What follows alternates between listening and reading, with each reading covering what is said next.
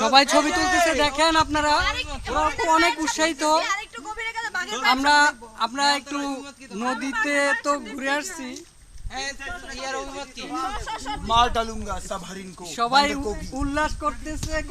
আমরা এখন আরো হ্যালো হাই ভিউয়ার্স, দেখেন আমরা কিন্তু এখন হরিণ দেখবো, চিতাবাঘ দেখবো, আপনাদের দেখাতে পারবো কিনা জানি না, তবে চলেন দেখে আসি।